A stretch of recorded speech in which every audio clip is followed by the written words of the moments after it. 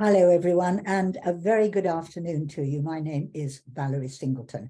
Welcome to our webinar, which this afternoon is going to pose a very important safety question.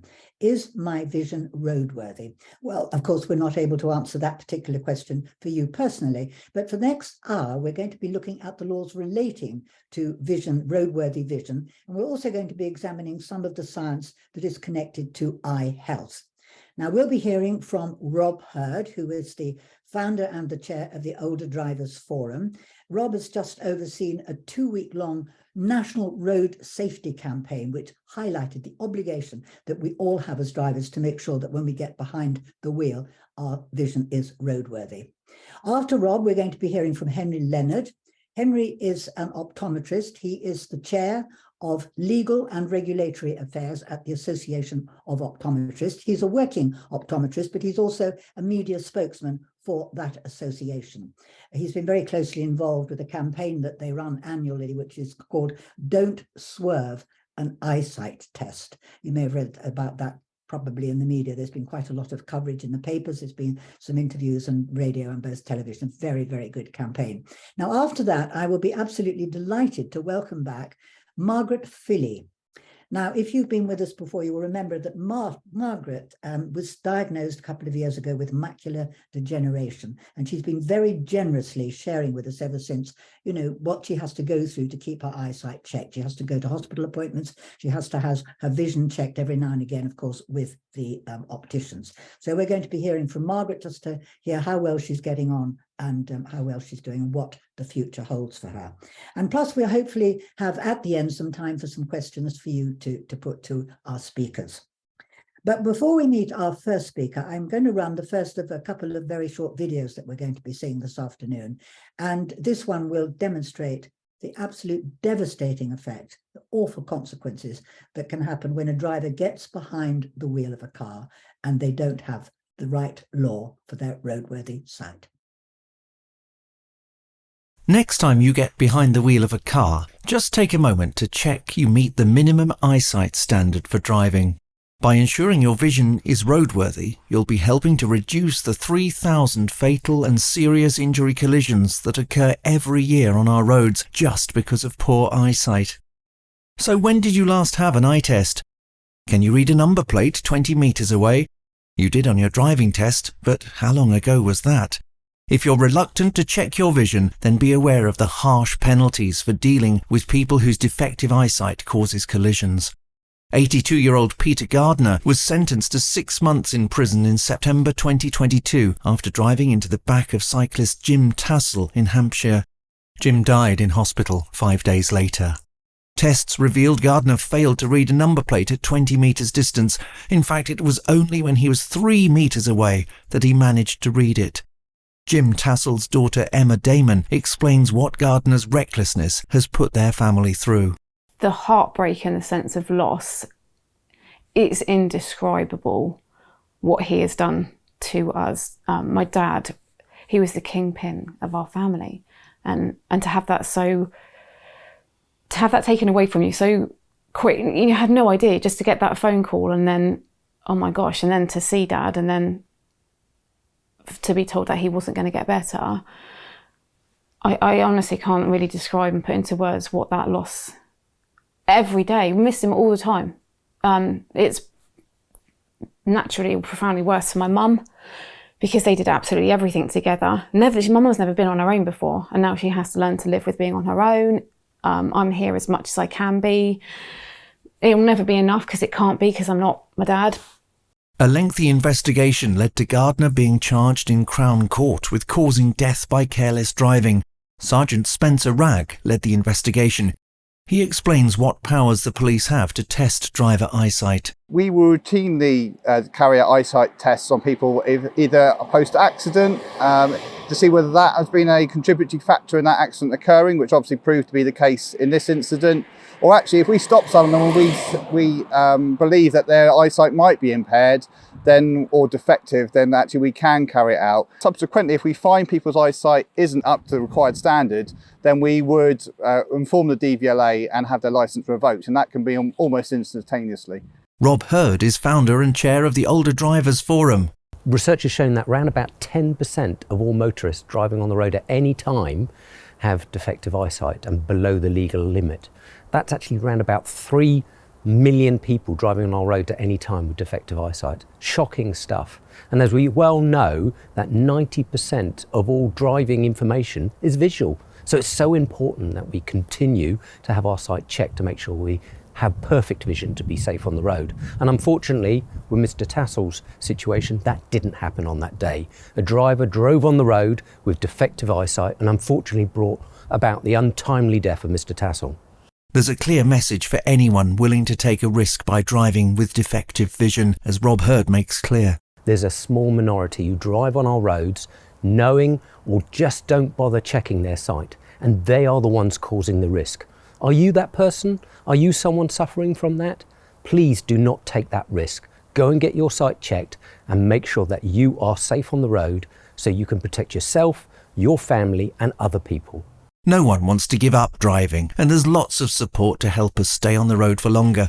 But safety has to be the priority, and getting an eye test is a vital way you can reduce risk and help make the roads safer, as Emma Damon explains. It's a simple thing.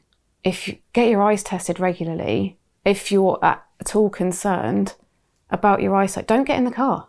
Don't do it. Just don't do it. Go and get it checked, because ultimately you could take somebody's life when you have the choice to do something about that. So go and get your eyesight checked. Family members, if you've got an older driver, for example, and you're at all concerned about them, do something, speak up, say something, say, Mum, Dad, Granddad, whoever, you need to go and get an eye test. I'll take you for your eye test. I'll book it for you. Go and get it done, because the consequences are just too tragic. When it's a choice and you can do something about it, just do it.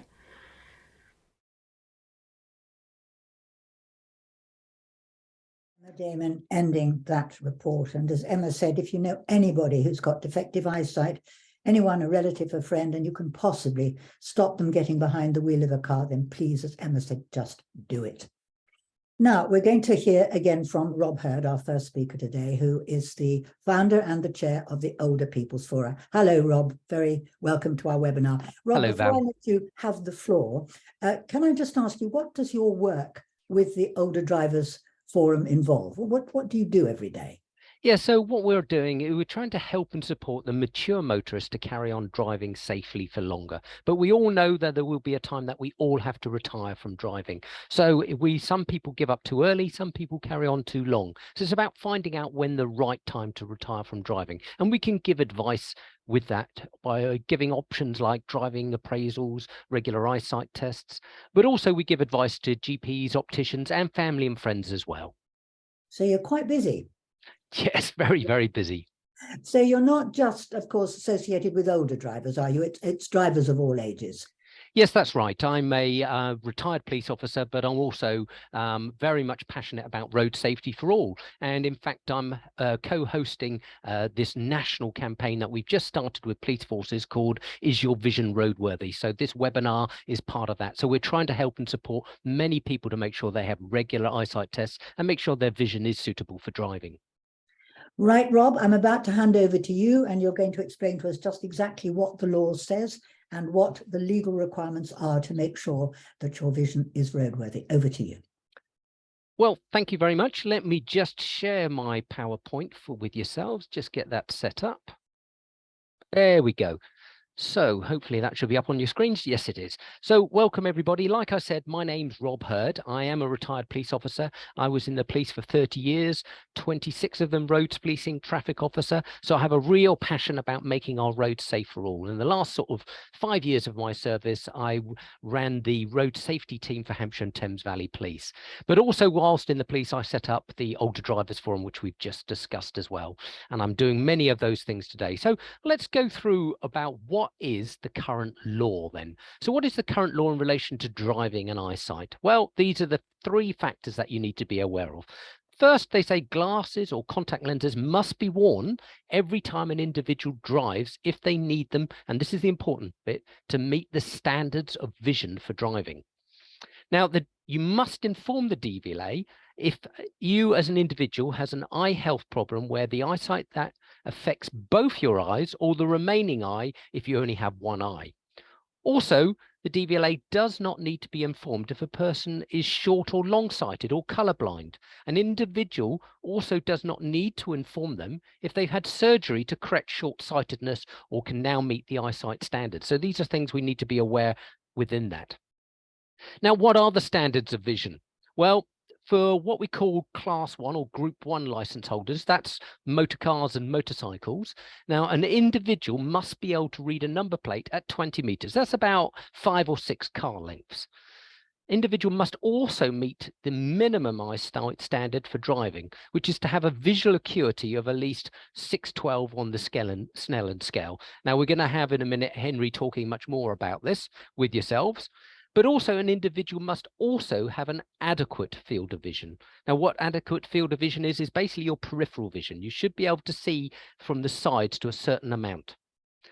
Now, for lorry drivers and bus drivers, those are classified as Group 2. They actually have a higher standard and do require a legal vision assessment at regular intervals with an optometrist. So when is a driver's eyesight ever legally checked?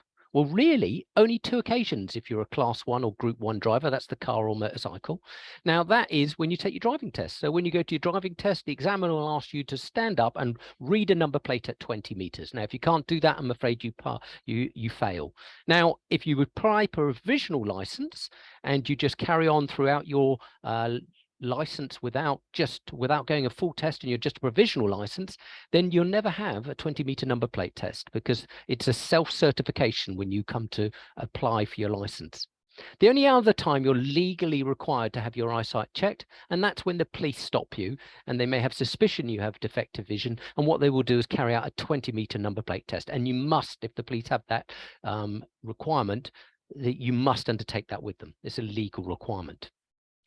Now, when you come to your driver license application renewal, these are the 2 questions that will all be asked. The first one will say, can you meet the legal eyesight standard for driving? Now, we've just given you what those standards are, and you would have to say yes or no. And again, this is a self-certification system. The other one says, do you need to wear glasses or corrective lenses to meet this standard? And again, you would have to say yes or no. Now, if you tick yes, then this is what you'll have on the back of your driving license. You can see I've highlighted the red circle there, a little 01. This is the license code, which means you require to wear glasses or contact lenses or have corrected vision to drive. So that's what they will show on your license. Now, interestingly, do you need to tell the DVLA if you need glasses for driving? Well, actually, it's not a legal requirement. It's not one of those notifiable medical conditions. They ask you in application renewal if you tell them, but actually it's not a legal requirement to actually tell them if you require glasses or not. But if you do tell them, they will endorse your license with that 01 code. And just remember that if the police do stop you, they will expect you to have glasses or contact lenses on, so you should be able to see. Now, if you've had corrected surgery, now legally you don't need to tell them that you don't require that 01 on your license anymore, but what I'd always recommend is probably best to inform the DVLA, because then they can remove that 01 off your license, because otherwise the police might stop you and expect you to wear glasses, but still you'll have to fit with the standards of driving. So they would always be checking whether you can read a number plate at 20 meters in the way that they find you, so with or without the glasses, whichever way they find you driving. Now, what are the powers for the police? Well, a police officer who suspects that a driver of a motor vehicle has eyesight which is such that they cannot comply with the lawful vision requirements to drive on a public road may require a driver to undertake a roadside eyesight test. Now, this test, they say, should be conducted in good daylight conditions using a registration plate affixed to a vehicle at the correct measured distance, which is 20 meters. And that's for modern day vehicles. In the old days, it used to be 20.5 with the old number plates, but now with the modern day number plate sizes, it's 20 meters. And the test would be with the driver's eyesight as you find them, as I just said. So if you're wearing glasses when we stop you, we would expect you to wear them for the sight test. If you're not wearing them, then that's how we would test you at that particular time as well. Now, if you do fail your eyesight, there's a new power. It's called Cassie's law. It's not actually a law, but it's a new power that allows the police to inform the DVLA very quickly. and therefore you could get your license revoked within a matter of minutes, and you would only get your license back if you can then go to an optician or optometrist and get your sight corrected so you can see the legal amount. So why is it called Cassie's Law? Well, it came about due to a young girl back in around about 2011 called Cassie McCord. She was 16 years of age from Colchester when unfortunately she was killed on her way to school by an 87-year-old driver just 3 days after he'd failed an eyesight test and he'd refused to surrender his license. Now, the paperwork was going through and the police were trying to get that sorted with the DVLA, so it was quite a delayed system. So this new procedure now allows the police to inform the DVLA at the roadside using a form what we call a D751E, and they can inform the DVLA and the DVLA can revoke that person's license very much exactly at the roadside. Now, this is a video just shortly before the collision with Cassie McCall. And you can really see how the driver, the 87-year-old driver, really shouldn't have been on the road. And I'll play this video.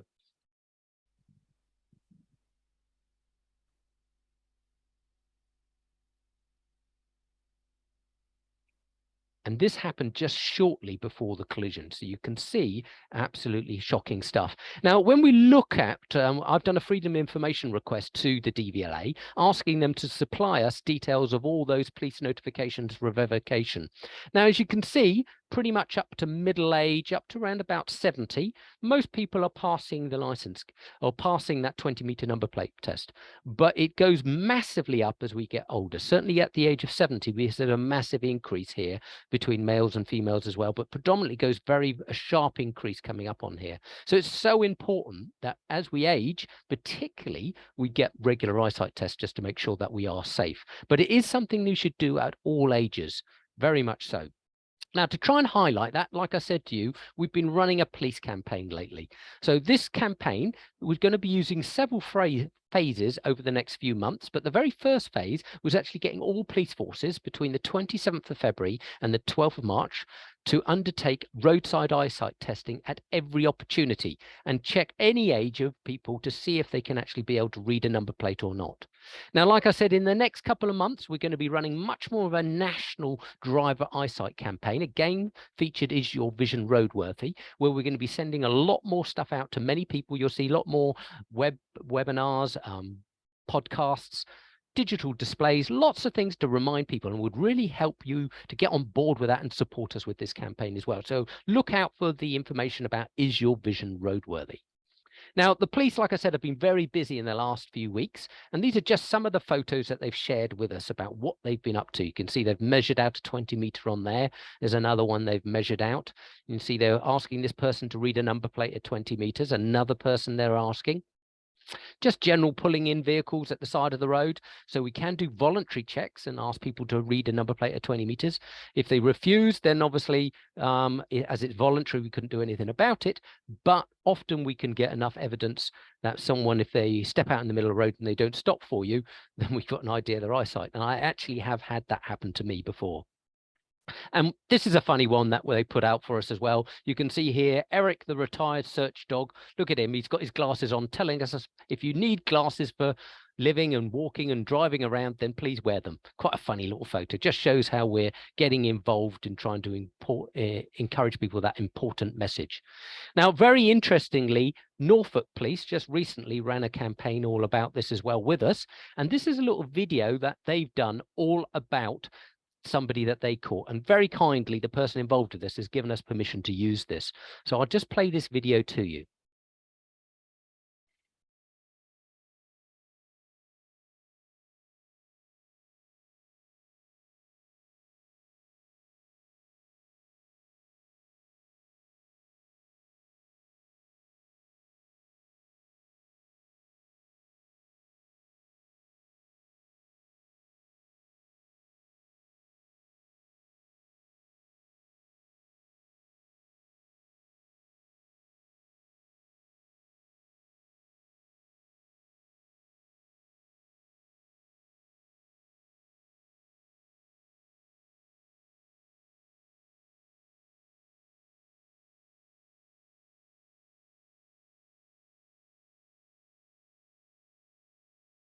What a number plate is? Do you know what I mean when I say number plate?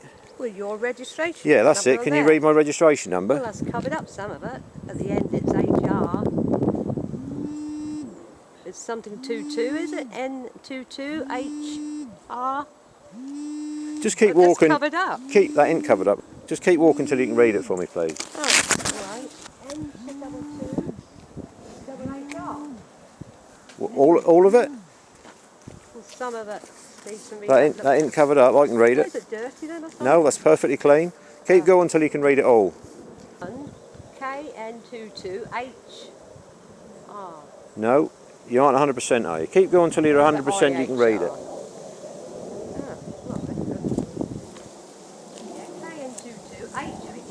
HHR, right.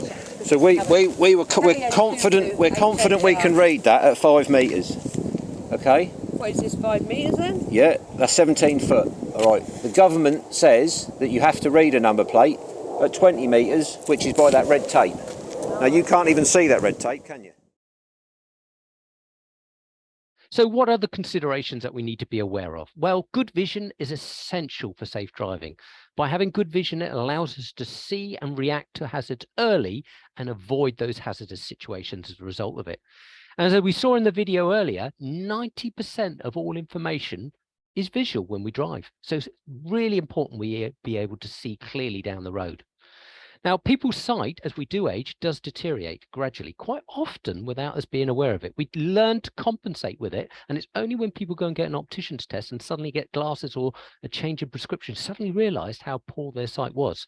And the only best way to overcome that is regular eyesight tests with an optician. Now, eyesight can greatly be affected between daylight and dark conditions as well. So a lot of people avoid driving at night, certainly into latter ages, because of that, blindness from headlights and things like that. Now, regular sight test, a bit like the video we just saw from Norfolk Police there, is a really great way of picking up medical conditions early so they can be treated. In fact, my mother, she was diagnosed with multiple sclerosis following going along to an optician who could pick up and see that there was some changes with her sight, and it was probably due to a medical condition she had. And that was one of the first indications she had that she had multiple sclerosis. So it's a very useful tool for picking up medical conditions as well. So well worth having that regular check. Now, we recommend that to everybody, or all ages, should have a test every 2 years, or under the advice of the optometrist if you need it more regularly. Now, it has been shown that around about 10% of all drivers on the road at any time do not meet the eyesight standard. That could be potentially 3 million people driving at any time on our roads with defective eyesight. So finally, remember this important thing. 1, don't become complacent. Have an eyesight test with an optician at least every 2 years. It might just save yours or another person's life. So it's so important that we do that. So thank you very much for listening to my presentation. Back to you, Valerie. Thank you, Rob. Very, very thought-provoking and also rather horrifying too. Rob, we're going to see you again a bit later because we're going to have you in the question and answer session. But I just want to show another video. I said we had 2 short videos to show you. This must be taken about 2 years ago because you've still got police uniform on, and you're actually carrying out a motorist with an eyesight test, but you're in a supermarket car park, which seems very odd. Can I ask you what on earth drew your attention to him in a supermarket?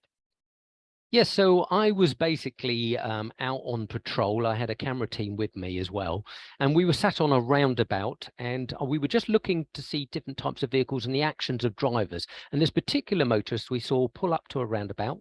There was nothing else going around the roundabout, so they just stopped, which was quite surprising. They moved forward a little bit and then stopped again, made us understand there might be something going on. So we followed them into the supermarket, and when we stopped them, there was a gentleman driver with his wife, and his wife said, initially, she was kind of, oh, come on, look, he has regular eyesight tests. He's perfectly okay. This is silly.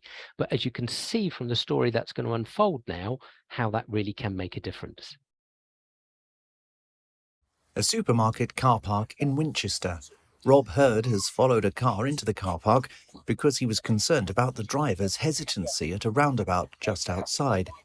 So he thinks an eyesight test for the driver would be a sensible precaution. See what it's like driving.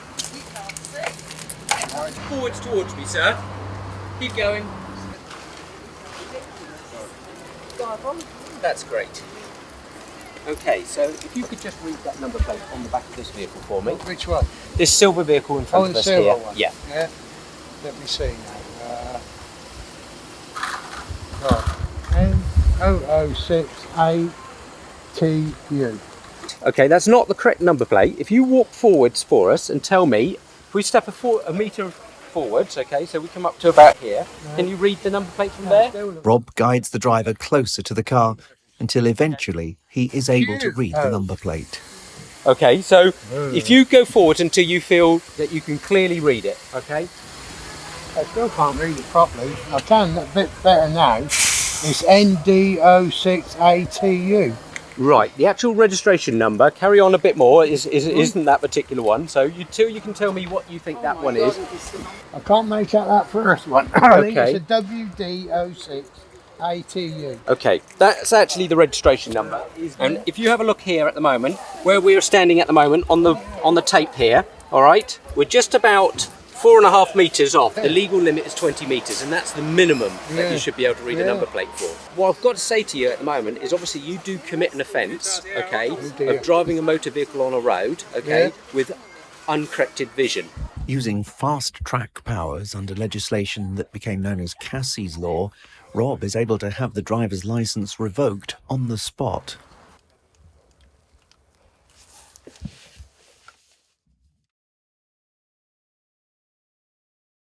And of course, that video shows exactly how that police can deal with someone whose vision isn't right. It's really scary how you can just suddenly not be able to drive home. Really does make you think about making sure your eyes are okay. Of course, we want to make sure that people don't get behind the wheel and drive a car if their vision isn't roadworthy. And we're now going to hear from Henry Leonard, who's got some very good advice and some information about how we make sure that it is okay. Henry, as I said earlier, is with the Optometrist Association. He is an optometrist himself. So Henry, over to you.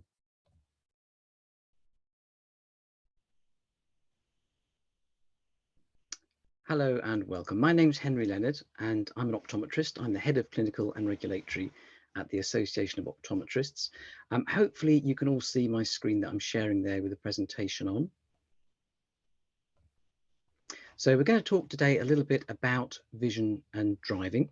I've split the presentation into 4 broad sections. So first of all, I want to talk a little bit about why vision is important for safe driving. It sounds very obvious, sounds like it's a self-evident thing, but actually there's a little bit more to it than that. So we'll talk a little bit about visual acuity, about peripheral vision and contrast sensitivity, some of the other things that are really important for safe driving. We're going to talk a little bit about the legal standards again, just to cover a few extra points there. And then about what role optometrists have in helping people to drive safely for longer. And we're going to finish up with some top tips. But before we start, I'd just like to run a very quick poll. I want to ask the audience, have you had a sight test within the past 2 years? I'm just going to ask Rob if he could run that poll now.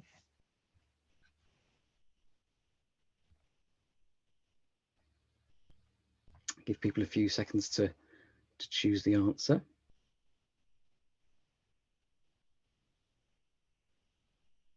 Okay, so the results are in and it looks like we're preaching to the converted. So we asked, have you had a sight test within the past 2 years? And 97% answered yes, so that's fantastic. That's really good news. So why is good vision important for safe driving? As I said, it sounds very obvious. When we think about vision, we tend to think most about visual acuity. So that's how small your eye can resolve an object. So optometrists like myself, we use letter charts. This is called a Snellen letter chart. You're probably quite familiar with this, although there are more modern versions of this around now when you go and have your eyes tested. But essentially, we're measuring how small a letter can you see at a particular distance. So when people talk about 20/20 vision, that's really an American term. They're talking about a size 20 letter at 20 feet away. In the UK, we tend to work in meters, so we would call that 6/6 vision. And that's the penultimate line on that letter chart there. So if you can see that second to bottom line, that's what we generally think of as being a normal standard of vision. And if you can see that without any glasses or contact lenses, then you would say, I have 20/20 vision. There are some people actually who can see right down to the bottom line, which is fantastic, even better than 20/20 vision. But 6/6 20/20, that's the sort of standard that we think of as normal. The standard for driving is about halfway down the letter chart. So it's what we call 6/12 vision, about halfway down. And the interesting thing about the standard is that if you're somebody who can easily meet that standard, if you're somebody who perhaps can read the bottom line with no problem at all, you'll probably think that that's a very weak standard because you've got used to a very high standard of vision. But if you're somebody who maybe struggles to read that line, maybe you've got an eye condition that's limiting your vision, then probably you'll feel that it's quite a difficult standard. And it just shows how we get used to the standard of vision that we have, and we sort of feel that's normal. And that's a problem because vision can and often does change as we get older, and you can easily fall below that standard without realizing. You sort of get used to whatever standard of vision you have. So that's another reason why it's so important to have a regular sight test.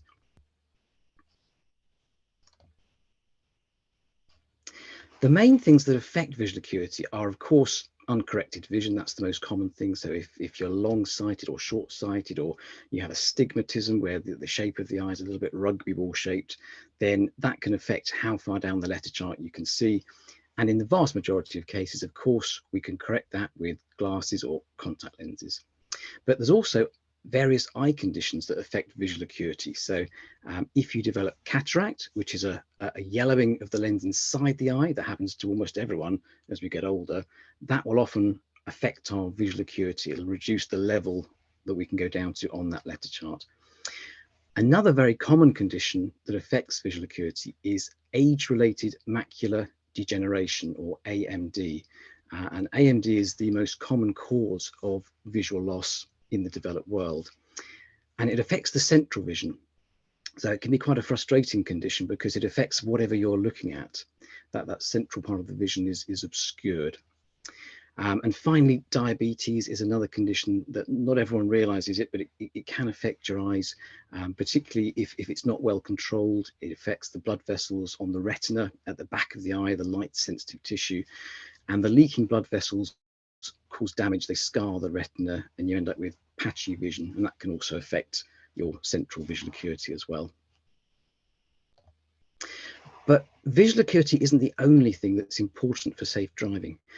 One of the other things that's perhaps sometimes overlooked is peripheral vision, your visual field. So whether you can see things at the side. And this is quite a difficult one because often people won't realize when there's a problem with their peripheral vision, particularly if it comes on gradually. So there's a condition called glaucoma, which is very common, again, as we get older. About 1 in 10 people over the age of 70 have glaucoma. And it affects the peripheral vision. And if it's not picked up and treated, you can end up with just tunnel vision. But because it comes on quite gradually, a lot of people don't notice it's happening. And you can actually lose up to 40% of your peripheral vision before you realize there's a problem. One of the most frustrating situations I come across in practice is when a patient comes in and they haven't perhaps had an eye check for 20 years, and they say, I'm not sure what's wrong, but I just feel that my vision's not quite right somehow. They can't put a finger on it, but they just feel something's not right. And whenever I hear that, my heart sinks, because I know almost certainly I'm going to find that this patient has advanced glaucoma and they will have lost a very great deal of their peripheral vision. And it's frustrating because it's a treatable condition if it's picked up early. Usually, if it's picked up by an optometrist at a routine sight test, it's just a case of eye drops or laser treatment sometimes to control the fluid pressure in the eye, and that can slow the condition right down and keep it stable and stop you losing that vision. But if you've left it too long and the vision's already gone, it won't come back again. So it's a really difficult conversation to have with patients, to have to say, I'm really sorry, but we can refer you, but there's probably not a lot that can be done to help. And you may not be able to drive anymore. You might even lose your job if your livelihood relies on being able to drive. So again, another reason why we really think everyone should have regular sight testing. And finally, diabetes. That's another condition that can affect peripheral vision because it causes that patchiness. So you can easily miss things coming out of a side road, a cyclist or a pedestrian or somebody crossing that's just in the edge of your vision. And finally, contrast sensitivity. Now, this is something that, again, is often overlooked. Contrast sensitivity is just how bright something needs to be against the background to stand out. And the chart I've put there is a contrast sensitivity chart, and you can see as you go down the letter chart, they fade away. So if you can get right to the bottom of the chart, that suggests you've got a pretty good normal level of contrast sensitivity. But there are certain conditions that will reduce that. So cataract is one of the most common ones. That's a very, very common condition as we get older. Anything that obscures the vision, makes the vision misty, tends to affect contrast sensitivity. And that can be a real problem for driving, particularly at twilight, or if it's foggy outside and you've already got reduced contrast sensitivity, it can make things very difficult to see when driving. And finally, again, diabetes, that can also affect your contrast sensitivity. So we'll talk a little bit about the minimum standards. Rob's already talked a little bit about this. So there's actually 3. You do need to be able to read that number plate from 20 meters. You also need to be able to read that 612 line. That's about halfway down a standard Snellen letter chart. And you have to have an adequate field of vision. And it depends what type of license you have. So if you're a lorry or a bus driver, you need to meet a higher standard of peripheral vision than you do if you're a car driver or a motorcyclist. And I've just put a link on that slide there to some resources on the Association of Optometrists website for patients, all about driving and vision. So I'm going to run a few more polls again. So this is a picture simulating what it's like to have a particular eye condition. And I want you to sort of have a go at identifying what's the most likely condition that would cause this: cataract, glaucoma, or age-related macular degeneration.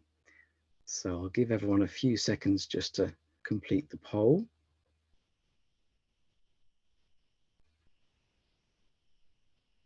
Okay, thank you, Rob. Let's see what the results are.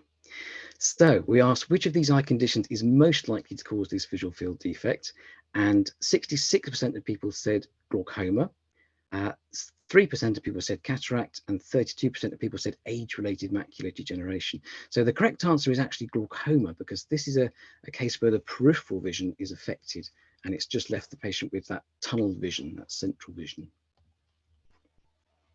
And again, the same question, which of these eye conditions is most likely to cause this type of defect? So here, it's the central part of the image that's missing. So would that be cataract or glaucoma or age-related macular degeneration? Again, we'll just give the audience a few seconds to make their choice.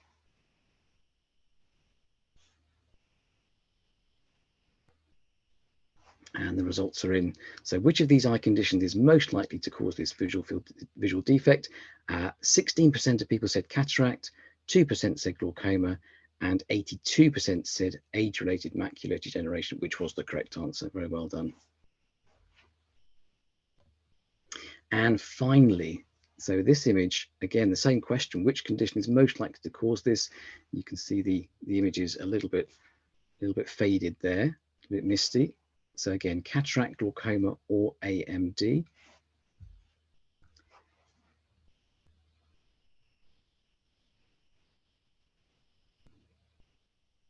Okay, and the results. So which of these eye conditions is most likely to cause this visual field defect? 97% said cataract. Very well done. Possibly by a process of elimination, but well done anyway. Fantastic. So what role do optometrists have? Well, I think the most important thing that we do is we check that people's eyes are healthy. So the eye is a really interesting structure because it's the only place in the body where you can see blood vessels directly. So anything vascular, high blood pressure, high cholesterol, diabetes, all of these conditions can often be picked up during a routine sight test. Even quite rare conditions, I've picked up leukemia in a couple of patients over the years because there's a very specific and unusual hemorrhage you get with that kind of blood cancer. So it's not just checking that your eyes are healthy, it's also a really good general health check. And optometrists can often manage quite minor eye conditions as well. So if you suffer with things like dry eye, that's often something that your high street community optometrist can manage rather than having to refer you on to a medical practitioner.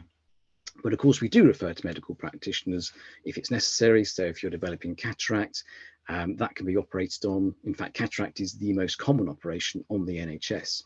There is a bit of a waiting list at the moment, and that can cause issues. But the operation itself is usually very routine. It takes about 20 minutes.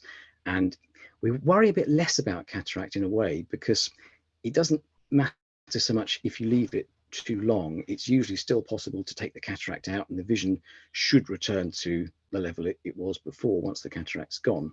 So we don't worry about it in quite the same way as glaucoma, which needs to be treated. And once it's too advanced, you can't get that vision back. With cataract, you normally can.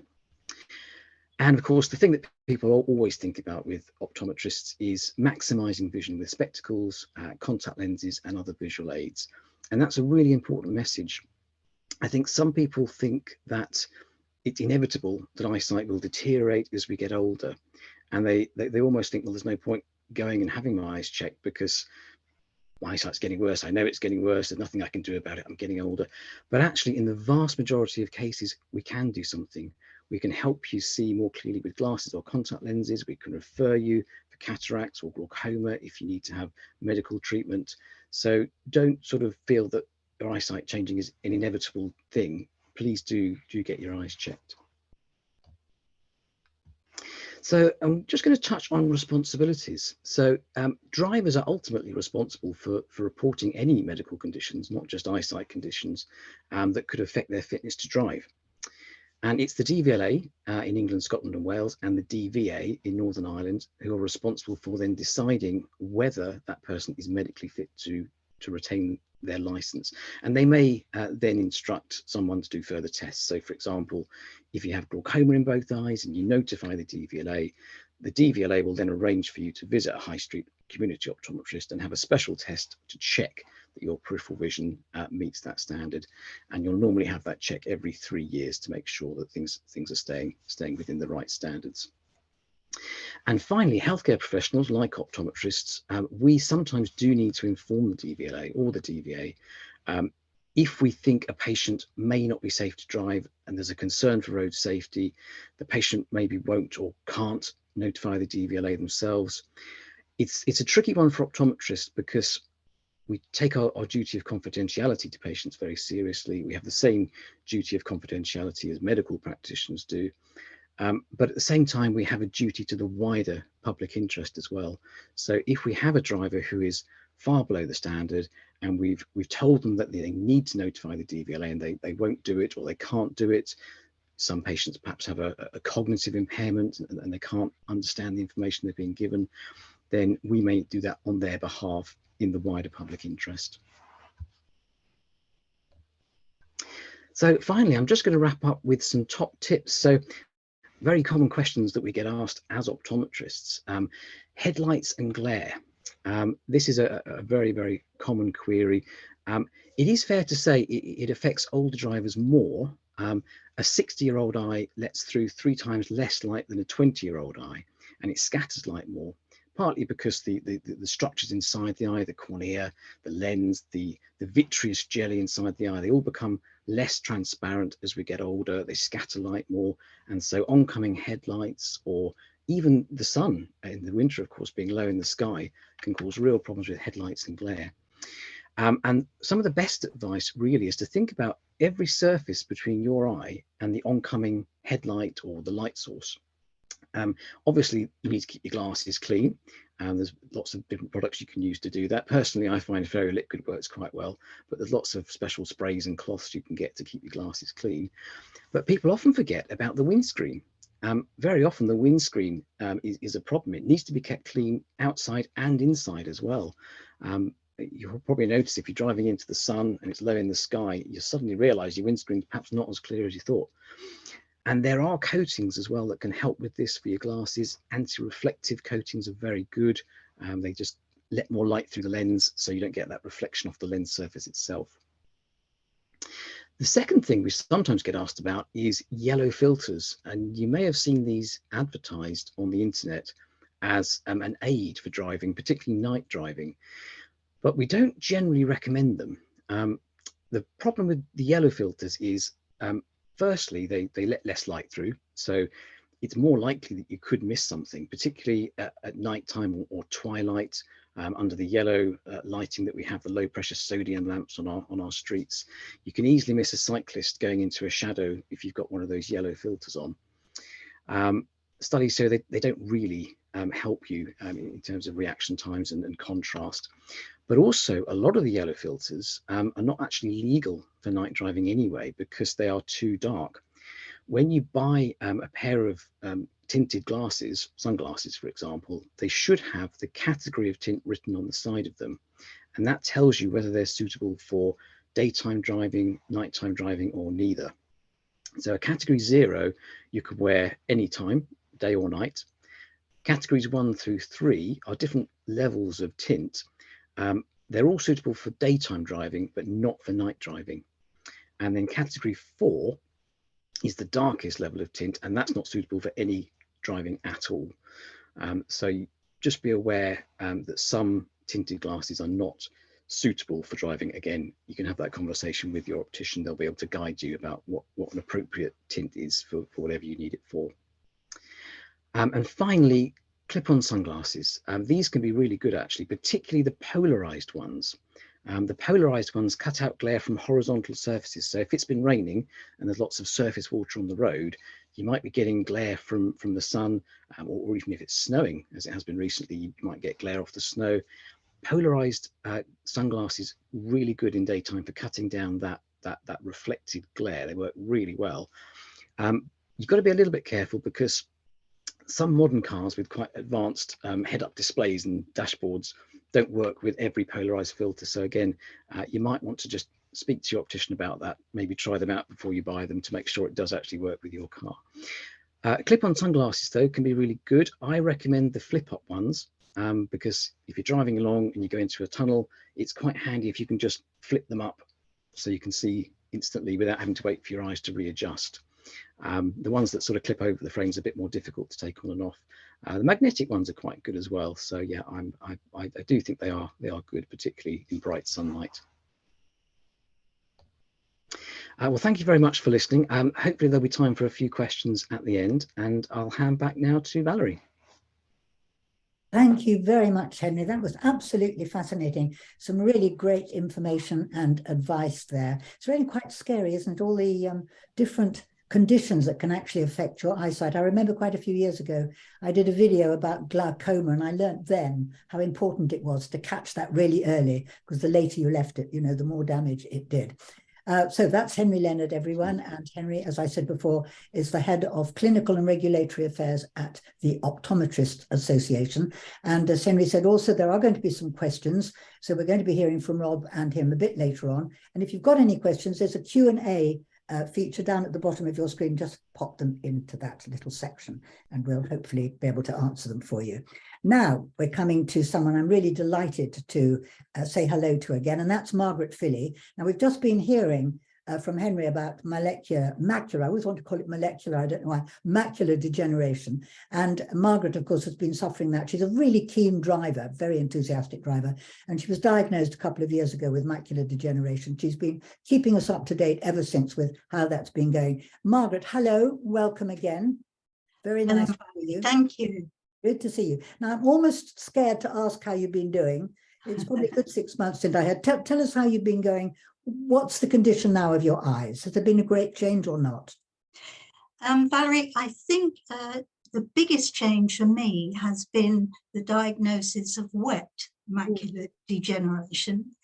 And because of that, I have now been referred to Frimley Hospital, and they are just amazing. I now have appointments once a month.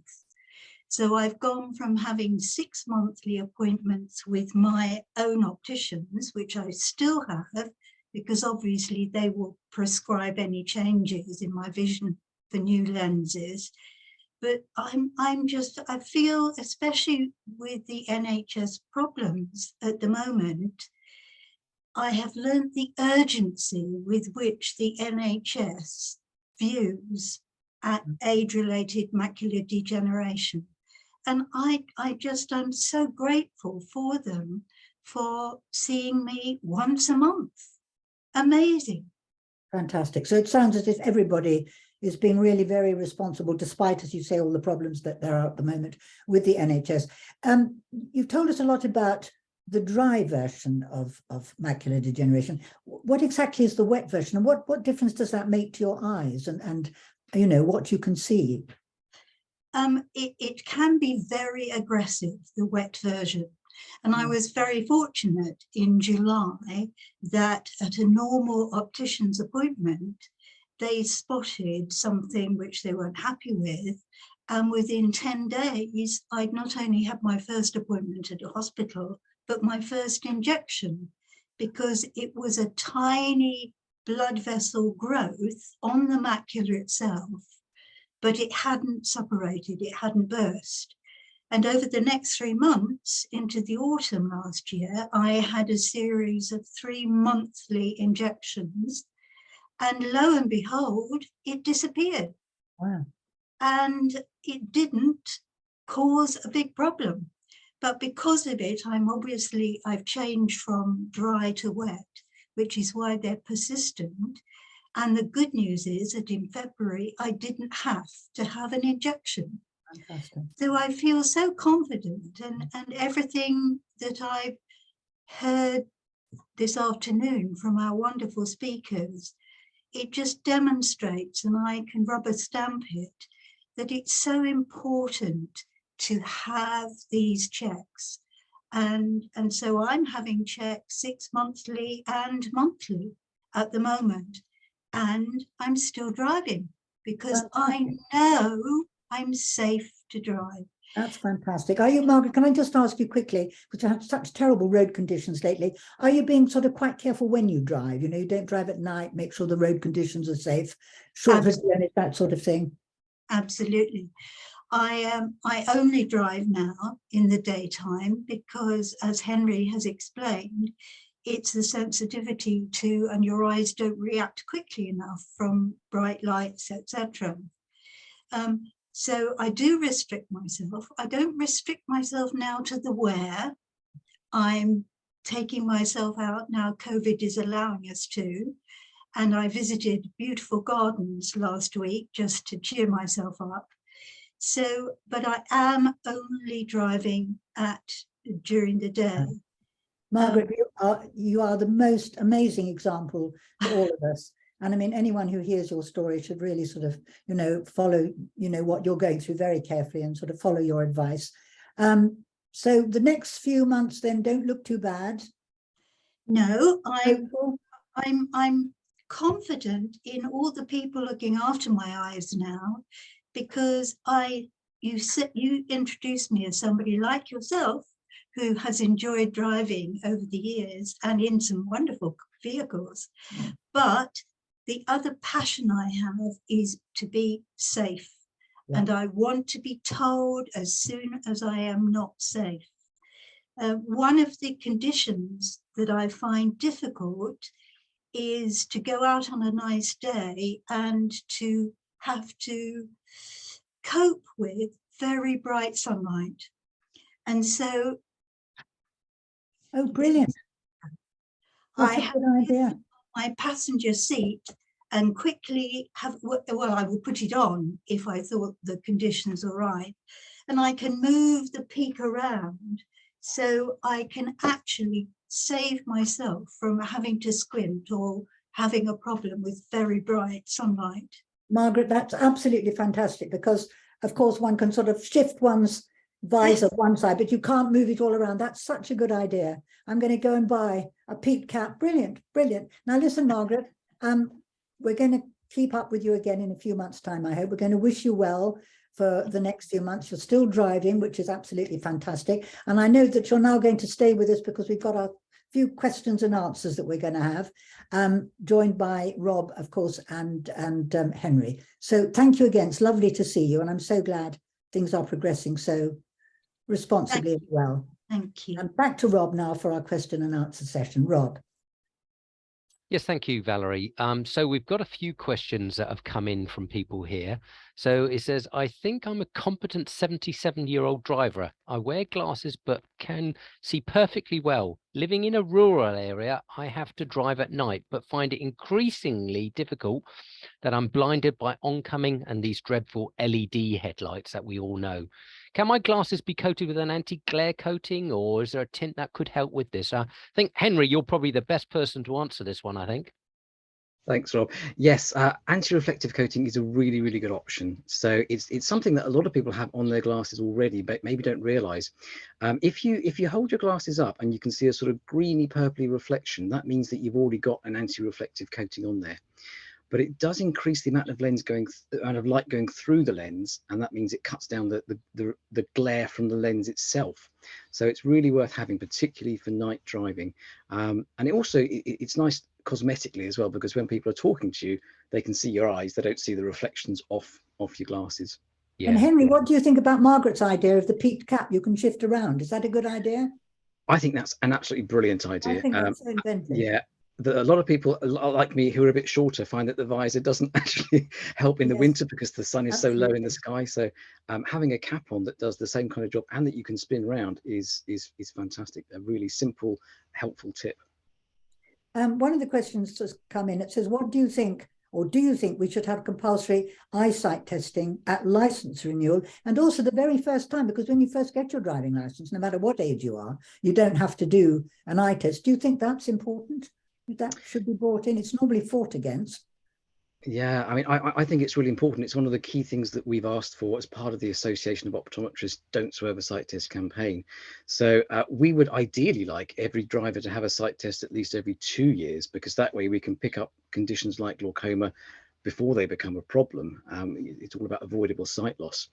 But even if we had a law that said every driver has to have a sight test every 10 years, perhaps when they renewed their license, that would be a huge step forward from where we are now. Because at the moment, you know, if you can pass the number plate test when you take your driving test at the age of 17, potentially you can keep driving for the rest of your life, never having an eye check at all. And it seems a bit bizarre in a way that we ask cars to have an MOT on a regular basis to prove they're roadworthy, but we don't expect drivers to prove that their eyesight stays at the right level.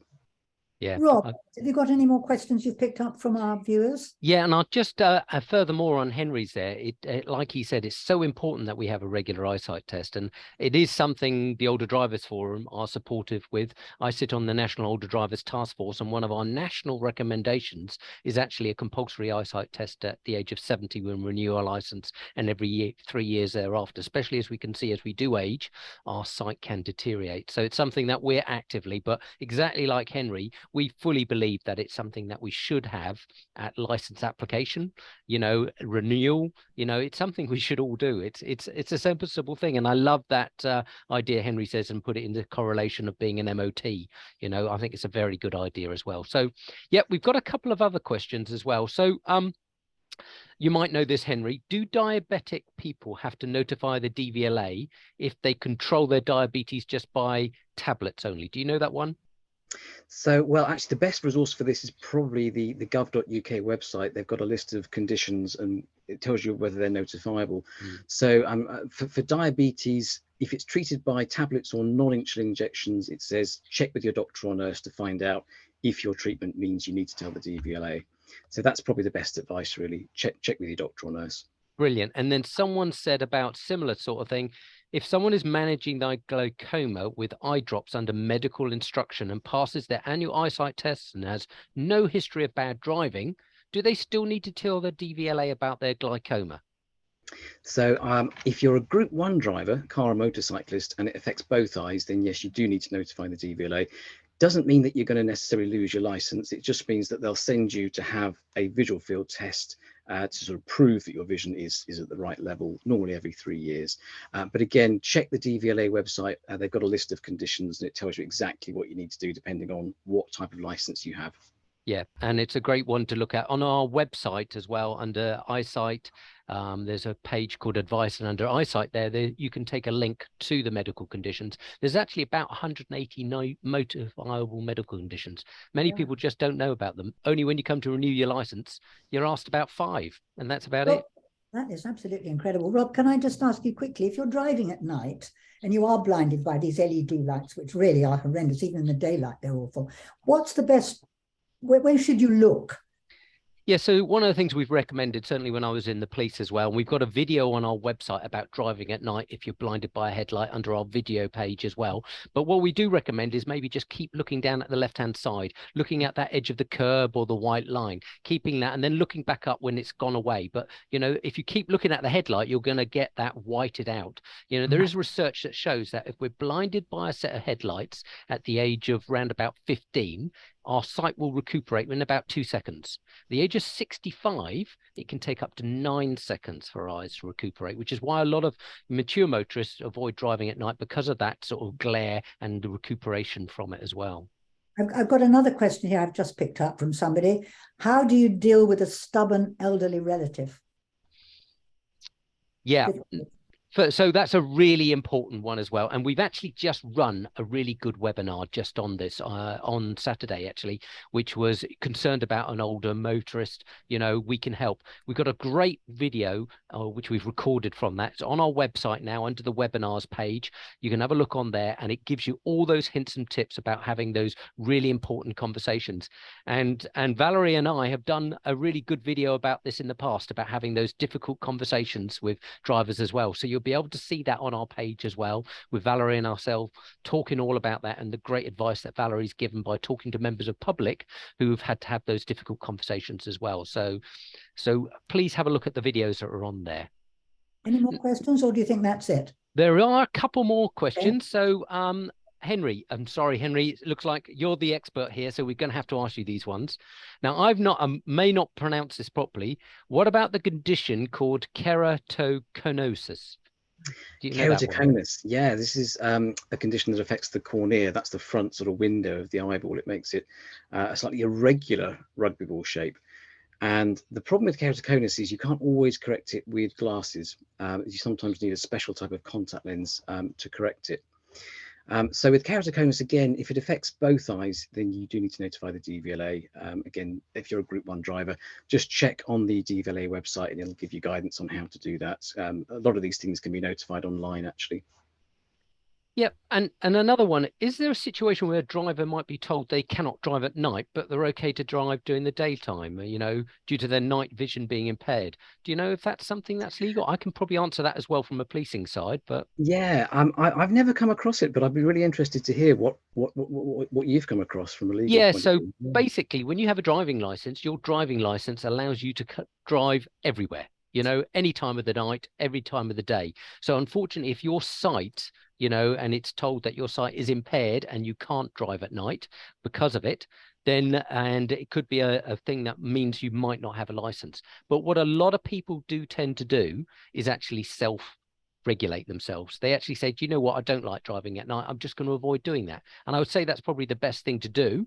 But if there is a condition which really does have that problem with your sight, and the DVLA decide that you can't have a license because of it, is something that, again, we really do need to consult the DVLA. But exactly as Henry said, very few occasions will actually stop you driving, but you do need to inform them of that, because if we don't, then if you're involved in a collision, it may affect our insurance, you know, and may in fact that you might get prosecuted for things like dangerous driving as a result of having a condition that you've not told the DVLA about as well. Just another one. So with the rising camera systems replacing mirrors, is there any research planned to see if they are viable for every driver?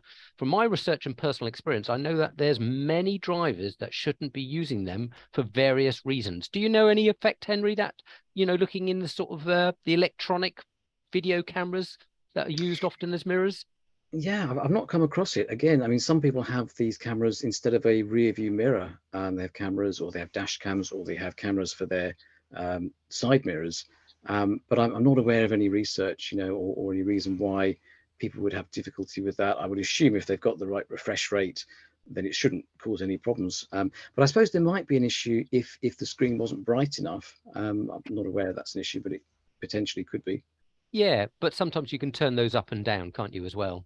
Rob, I've got a question. Yes, please. Driving at night, it's not the cars coming at you, it's the cars driving behind you. You can perhaps turn your driving mirror down. You've got a little, sometimes you can do that. What about those wing mirrors? Now, is it dangerous to bring the wing mirrors in? Is it dangerous to turn your wing mirrors down? Would you just have to have the glare still in your wing mirrors? That's the problem I find sometimes. So nothing ahead of you, just behind you. Yeah, so the center mirror, now a lot of modern day cars, you can flip it. So when you get blinded by someone coming up tailgating you, you can flick it down just one notch. Now what that does is actually you can still see the vehicles behind, but it takes that, instead of directly sending the lights into your eyes, you won't have it. Now what you could do with the side ones, you could move them if you wanted to, but obviously, you know, you need to be able to have good vision to be able to see behind you for those hazards when turning in and out. So I would say try and avoid doing that. I really would, because legally you need 2 mirrors to be able to see behind you, a center one and a side one. But, you know, maybe just try that clip button. If you push on our mirrors at the top, all of us will find it suddenly go clunk and you think, oh, it's out, but you'll still be able to see behind, but it reflect the bright sunlight away from us, or the And bright also, headlights. If you were turning your wing mirrors, of course, you'd have to be very careful you weren't then shining the headlights from the car behind into your wing mirrors. Yes, you never know. Yeah, absolutely the case. Right, So any more questions, or do you think that's it? I think there's just 1 or 2 more I've got here. It says I have AMD, which is, I think Margaret knows very much about. Should I tell the DVLA? I had an eye test yesterday and was told that I shouldn't drive. So I think for definite, you should inform the DVLA. It is in a notifiable medical condition. And Margaret, for yourself, what would you recommend for someone who's had a diagnosis of, you know, age-related macular degeneration? What would you say to them? Well, I can only give you what happened to me. In fact, I was advised by my opticians to notify DVLA. I did, and because I have a 6-monthly arrangement with my optician, DVLA got in touch with them. They were reassured, and I think I've got about another 18 months before I have to reassure them again that the process is there. So I did notify and was happy to do so. Yeah, great. And just a very final question before we wrap up. Henry, again, and I pretty much know, I think I know what the answer is this. How can an ordinary motorist find out if they meet the Snellen test required without going to an optician? Very difficult. I think the answer is you do need to go to an optometrist and have it checked. It's not expensive. In fact, for a lot of people, it's free on the NHS. You live in Scotland, it's free for everybody. Everything's better in Scotland for some reason. But yeah, do have a check. It doesn't take long, and it's not just checking your vision. It's not just checking whether you need glasses. It's the eye health check and general health check as well. Yeah, and that's really what I think for everybody. What the thing that we want to tell people is, you know, the 20-meter number plate test was created in round about 1935. It was a random number just being picked up by academics. Has no real legitimacy to it. So what I'll just say to yourselves, really important to get a regular eyesight test from the optician. You can see us helped Margaret. We saw how it helped that person who's had a stroke, and it's a really important thing, regular eyesight test with an optician. So thank you for the questions. I shall hand you back to Margaret. Sorry, Valerie, sorry. Thank you very much indeed. Well, very sadly, that brings us to the end of a really fascinating, well, almost over an hour actually, but really so informative and interesting. I've learned a huge amount. I hope you have too.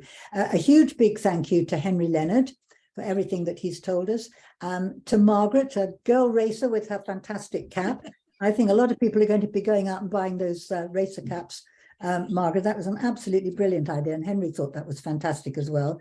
And Rob, of course, a very big thank you to you for everything you've done to help set up this afternoon. It's been really great. As you've just already told us, of course, that there's still loads of information and stuff that we can find out, and the place to go to is your website on the Older Drivers Forum, which is so full of information, lots of contacts, lots of advice, and lots of stuff. And also, of course, if you want to, this is going to go out on the website, isn't it, very soon, so you can have a look at it again if there's anything you just want to sort of remind yourself about. So a huge big thank you to all of you. Really very interesting afternoon. I've found it fascinating. Sadly, as I said, we've come to an end. I'd also like to thank Gem Motoring Assist for their very generous support for this afternoon. I hope when we have another of these webinars that you can join us again. Be lovely to see you. Hope you found it interesting. For now, it's goodbye from me, and please stay safe. Bye.